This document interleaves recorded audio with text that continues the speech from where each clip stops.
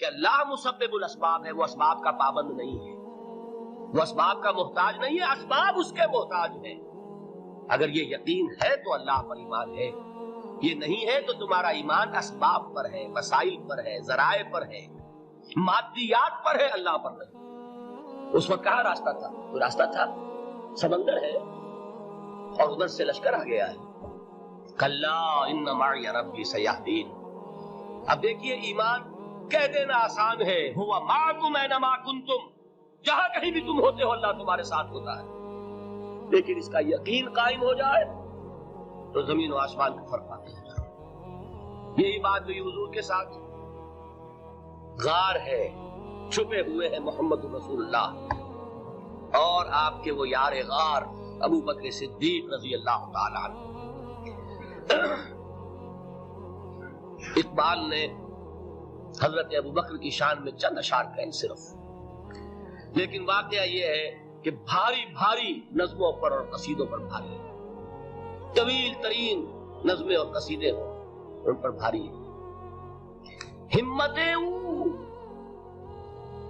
ابو بکر کی ہمت جو ہے، کشت ملت را جو ابر، جیسے بارش سے کھیتی اپجتی ہے، ابو بکر کی ہمت اور عزیمت اس امت کو اسی طرح سینچنے والی ہے۔ ثانیے اسلام و غار و بدر و قبر، وہ دوسرے تھے اسلام میں، دوسرے پہلے کون تھے؟ انا اول المومنین، حضور کی بات ہے، سب سے پہلا ایمان لانے والا میں، دوسرے ابو بکر۔ ویسے ہمارے ہاں یہ چلتا ہے اختلاف، حضرت علی پہلے ہے کہ حضرت ابو بکر پہلے ہے، لیکن اس میں بڑی خوبصورت تطبیق قائم کی ہے علماء نے اور بہت صحیح ہے۔ چار کے بارے میں فیصلہ ہی مت کرو کہ کون پہلے ہے، ان کی ایک عجیب تقسیم کرتی ہے۔ آزاد مردوں میں، بالغ مردوں میں سب سے پہلے ابو بکر، بچوں میں سب سے پہلے علی، خواتین میں سب سے پہلے خدیجہ، اور غلاموں میں سب سے پہلے زید بن حارثہ۔ بڑی پیاری تقسیم ہے، یہ چاروں ہی پہلے ہیں، ہر ایک کے لیے اولیت ہے۔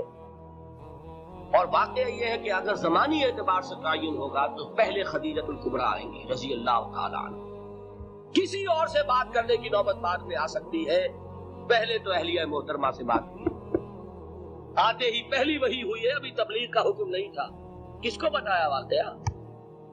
ابھی اپنی نبوت کی تبلیغ کا تو حکم ہی نہیں آیا، واقعہ کس کا ہے؟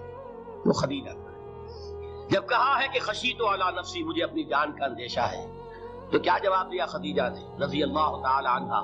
وہ صدیقۃ الکبریٰ، صدیقات جو ہے خواتین ان میں چوٹی پر خدیجہ الکبریٰ ہے رضی اللہ تعالی عنہ، اور صدیق جو مرد ہیں ان میں صدیق اکبر ہے ابو بکر صدیق رضی اللہ تعالی عنہ، لیکن صدیقات میں چوٹی پر۔ جب حضور نے فرمایا خشیت علی نفسی، کیا فرمایا، کیا عرض کیا، کیسے تسلی دی؟ نہیں، اللہ آپ کو ضائع نہیں کرے گا، آپ غریبوں کے ہمدرد ہیں، آپ مساکین کے تکالیف رفع کرنے والے ہیں، آپ بیواؤں کی سرپرستی کرتے ہیں، آپ مسافروں کی خدمت کرتے ہیں، اللہ آپ کو ضائع نہیں کرے گا، یہ یقین ہے اس خاتون کے اندر۔ خیر وہ ایک علیحدہ بات ہو جائے گی۔ میرے دل پر حضرت خدیجہ رضی اللہ تعالیٰ عنہ کی شخصیت کا بڑا گہرا نقش ہے، جو وہ کوئی اور ہی وقت اور موقع ہوا تو بیان ہوگا۔ بہرحال اقبال نے ایک مصرے میں جو چار اولیتیں جمع کر دی ہیں، ہمتیں کشت امت را جو ابر، ثانی اسلام و غار و بدر و قبر۔ اسلام میں حضور کے بعد پہلے کون؟ ابو بکر۔ غار میں حضور کے ساتھ کون؟ بکر۔ بدر کی رات اللہ کا رسول سر بسجود، وہ جھاڑ، وہ گھاس پھوس کی جو جھوپڑی بنائی گئی تھی، اور وہاں تلوار ننگی لے کر پہرا دینے والا کون؟ ابو بکر۔ اور اس حجرہ عائشہ میں محمد کے بعد سب سے پہلے دفن ہونے والا کون؟ ابو بکر رضی اللہ تعالی عنہ وصلی اللہ علیہ وسلم۔ وہ جو معاملہ میں سنا رہا تھا غار ثور کا، حضرت ابو بکر بھی حضور کے خیال سے لرز گئے ہیں۔ آپ کو یاد ہوگا کہ جا کر پہلے تمام جتنے سوراخ تھے انہیں بند کیا. ایک سوراخ رہ گیا تھا جس کو بند کرنے کے لیے کوئی کپڑا نہیں تھا. وہاں اپنی ایڑی رکھی ہے. تب کہا ہے حضور سے تشریف لائیے, اور اپنے زانو پر حضور کو لٹایا ہے. اور وہاں کسی موذی جانور نے کاٹا ہے. حضور کی آنکھ لگ گئی تھی. اس وقت اس بل کے اندر جو بھی بچھو ہے کیا ہے واللہ عالم, اس نے کاٹا ہے. اس کی تکلیف کی وجہ سے ابو بکر کی آنکھوں سے آنسو ٹپک گئے. حضور کے چہرے مبارک پر پڑے ہیں تو حضور جاگے ہیں, معاملہ کیا ہے.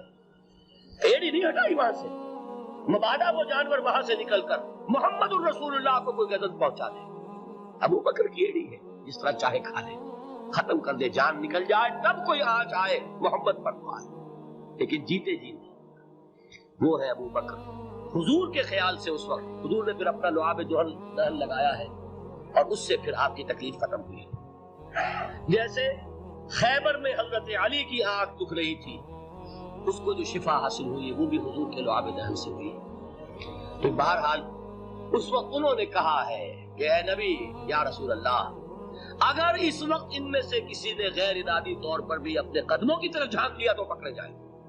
کیا جواب تھا اللہ کے رسول کا؟ لا تحزن ان اللہ معنا.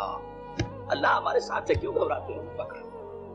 یہ ہے ایمان باللہ, میرا مالک اللہ, میرا رازق اللہ, میرا محافظ اللہ, میرا مددگار اللہ, میرا پشت پناہ اللہ, میرا دوست اللہ.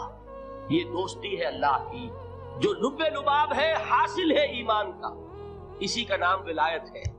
اولیاء اللہ کے سروں پر سینگ نہیں ہوتے. جس کے دل میں ایمان راسخ ہو چکا ہو وہی اللہ کا ولی ہے. جسے اللہ پر یقین ہو چکا ہے وہی اللہ کا ولی ہے. جسے یقین ہے اللہ میرے ساتھ ہے, میرا مددگار, میرا پشت پناہ, میرا ساتھی, میرا دوست, میرا محبوب, میرا محب. اللہ اہل ایمان سے محبت کرتا ہے. واللہ یحب الصادقین. ان اللہ یحب الذین یقاتلون فی سبیلہ صفا کانہم بنیان مرصوص. اللہ محبت کرنے والا, اہل ایمان محبوب, اور اہل ایمان محبت کرنے والے اللہ محبوب. والذین آمنوا اشد حبا للہ.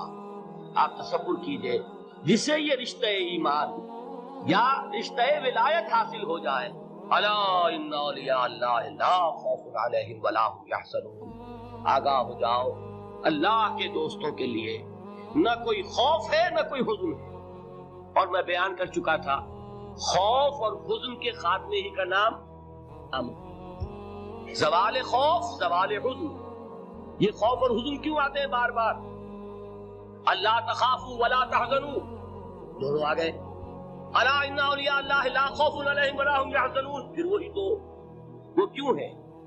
خوف ہوتا ہے کسی مستقبل کی بات کا, یہ نہ ہو جائے, وہ نہ ہو جائے, یہ نقصان نہ پہنچ جائے, یہ تکلیف نہ ہو, یہ قدم نہ آ جائے. خوف ہے مستقبل سے. حزن ہے یہ کیوں ہوا, یہ نہیں ہونا چاہیے تھا, یہ میرا فلاں چیز میرے ہاتھ سے جاتی رہی ہے, فلاں موقع نکل گیا, اب بیٹھے ہوئے ہیں اندر ہی اندر کوڑ رہے ہیں, صدمہ ہے اور رنج ہے. اور جو اللہ پر ایمان رکھتا ہے وہ جانتا ہے ما اصاب من مصیبت فی الارض ولا فی انفسکم الا فی کتاب من قبل ان نبرأها ان ذلک علی اللہ یسیر لکی لا تعصوا علی ما فاتکم ولا تفرحوا بما آتاکم واللہ لا یحب کل مختال فخور. اس زمین میں یا تمہاری جانوں میں کوئی تکلیف, کوئی مصیبت نہیں آ سکتی سوائے اس کے کہ جو اللہ نے لکھ دی ہو, اس سے پہلے کہ وہ ظاہر ہو. جس کو یہ حقیقت معلوم ہو گئی اس کو یہ طرز عمل اختیار کرنا چاہیے. جو چیز چھن جائے, جاتی رہے, چھوٹ جائے, اس پر افسوس نہ کرو. کس نے چھینی؟ دوست نے. دوست کے فیصلے پر شکایت. دوستی کو بٹا لگا رہے ہو. سرے تسلیم خم ہے جو مزاج یار میں آئے. اگر دوستی ہے تو پھر تو تمہیں گردن جھکانی چاہیے کہ ہر چے ساقی ماریخ عین الطاف, جو بھی میرا ساقی میرے پیالے میں ڈال دے اس کا کرم ہے. جو اس کی طرف سے آئے اس پر کوئی رنج نہیں, کوئی صدمہ نہیں, کوئی غم نہیں, کوئی شکایت نہیں, کوئی شکوہ نہیں. اور جو ہوگا وہ اس کے اذن کے بغیر نہیں ہوگا, اور اس کا اذن ہوگا تو یقیناً میرے لیے خیر ہی خیر ہے. چاہے وہ ناگوار شے ہو, بظاہر مجھے اچھی نہ لگ رہی ہو, میری شارٹ سائٹڈنس میں مجھے وہ نظر آ رہی ہے کہ میرے لیے بری ہے, لیکن قرآن نے کہا ہے عسیٰ ان تکرہوا شیئا وہو خیر لکم. وَعَسَىٰ أَن تُحِبُّوا شَيْئًا وَهُوَ شَرٌّ لَكُمْ وَاللَّهُ يَعْلَمُ وَأَنتُمْ لَا تَعْلَمُونَ۔ ہو سکتا ہے تم کسی چیز کو ناپسند کرو ذرا حال ہے کہ اسی میں تمہارا خیر ہو، اور ہو سکتا ہے تم کسی چیز کو پسند کرو ذرا حال ہے کہ اس میں تمہارا شر ہو۔ اللہ جانتا ہے، تم نہیں جانتے۔ جب مجھے یہ بات معلوم ہو گئی، میں نے اپنا معاملہ اللہ کے حوالے کیا۔ سپردم بے تو مایا خیشرا، تو دانی حساب کم و بیشرا، اے رب جو تو چاہتا ہے وہ ہو، تیرے علم میں جو شے میرے لیے خیر ہے وہ ہو جائے، میری کوئی پسند نہیں، میری کوئی چاہت نہیں، یہ ہے راضی برضائے رب۔ اکبر الہٰبادی نے اسے کہا ہے رضائے حق پہ راضی رہ، یہ حرف آرزو کیسا، خدا خالق، خدا مالک، خدا کا حکم تو کیسا۔ جب میں آ گیا بیچ میں، میری پسند، میری مرضی، میری خواہش، میری چاہت، یہی تو شرک ہے۔ ما شاء اللہ کان وما لم یشاء لم یکن، جو اللہ نے چاہا وہ ہوا، جو اس نے نہیں چاہا نہیں ہوا، اختیار اس کا ہے، میرا تو نہیں۔ رضائے حق پہ راضی رہے، یہ حرف آرزو کیسا، خدا خالق، خدا مالک، خدا کا حکم تو کیسا۔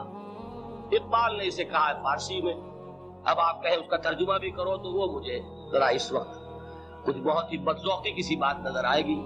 جائیے پوچھئے کسی سے جسے فارسی آتی ہو۔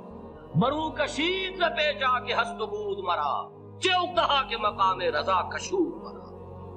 مجھے تو تمام پیچ و خم سے نکال دیا اس مقام رضا نے، میں راضی برضائے رب ہوں، جو فیصلہ اس کا میں اس پر راضی۔ تو کہاں کا حزن اور کس کا خوف، یہی زوال حزن اور زوال خوف، یہی ہے امن، یہ نتیجہ ہے ایمان کا۔ تو جان لیجئے یہ ہے لب لباب، یہ ہے حاصل ایمان کا، یہ ہے تو ایمان ہے، یہ نہیں ہے تو